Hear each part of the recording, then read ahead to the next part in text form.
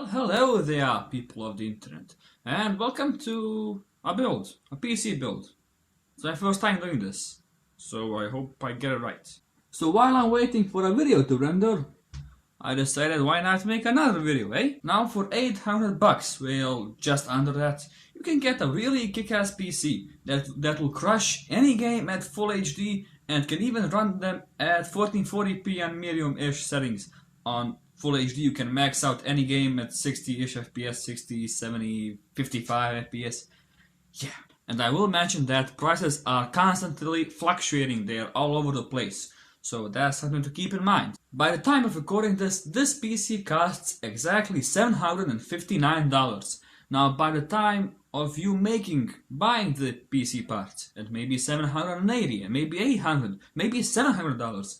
That changes a lot. So without further ado, let's get started. For the motherboard we have the MSI H100 Pro D.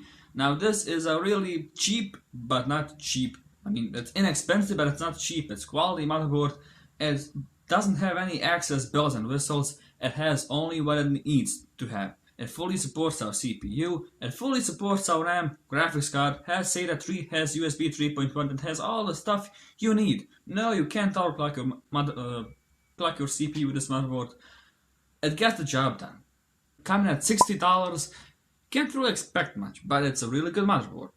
Now for the CPU, we have the Intel i5-6500. Now this is a quad-core chip without hyper-threading, clocked at 3.3 GHz and turbo boost to 3.6 GHz. And no, with this motherboard you can't overclock it, so you will be using the stock heatsink. Well, you can use the stock heatsink, and it is more than enough for any games today and for any games that will come out in 10 years or so. And this CPU is also very good for simple-ish video editing, like these videos, something not too crazy.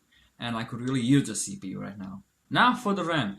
For this build, we will be using the Corsair Vengeance LPX RAM, 4GB of it clocked at 2133 MHz. And it will set you back only $43. If you'd like, you can go for 16GB, it will set you back around $70. 8GB is more than enough for gaming, and 16GB is to have some breathing space in the future.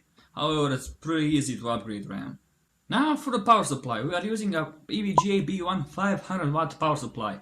This does have 80 plus bronze certification. This power supply is pretty much as basic as it gets. I think you can go for the 430 watt option, but why? Just why? This power supply has more than enough power for this PC, and it will even allow you to upgrade your CPU or GPU in the future. Coming at $45, that's not really expensive, and you don't really want to cheap out on a power supply, that is, you don't want to buy a low quality one. For storage, we have a 1TB WD Blue hard drive. It's pretty much like everything on this list. It's basic, it's simple, it gets the job done. 1TB is more than enough for all the games, music, movies, other stuff. So yeah, it'll definitely get the job done, and coming at $50, it's not really that expensive for 1TB. And of course, at this price point, you can throw in an SSD. 120GB 8 data SSD is more than enough. 120GB for your system, and for the most commonly used applications that you don't need to load up in seconds. 120GB 8 data SSD will set you back $47. And for the case, we have a Fractal Design Core 1100, costing like $40. I think it looks nice. It has room for everything. It's the most basic case you can get.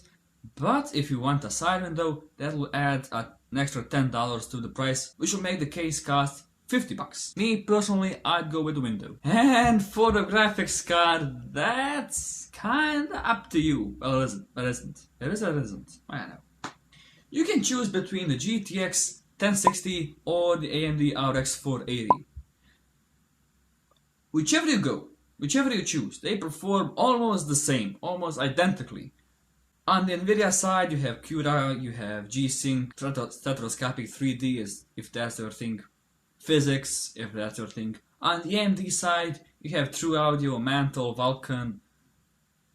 Each graphics card has its own technologies. They do perform almost the same, however, the 1060 does outperform the 480 a bit, and it is a bit more expensive by 10, 20, 30-ish dollars. However, on Newegg and Amazon, both of these cards fluctuate from $250 to $330-ish. being the most expensive, the Asus Strix graphics card from Nvidia.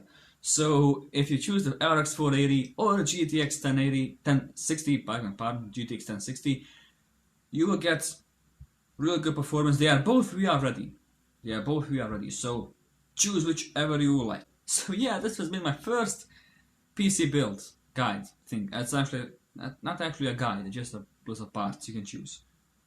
I will most likely build myself this pretty much the same PC with pretty much the same parts. Maybe I'll go with the 1060. I don't know, I kind of like it, or the 480. I don't really know. Yeah.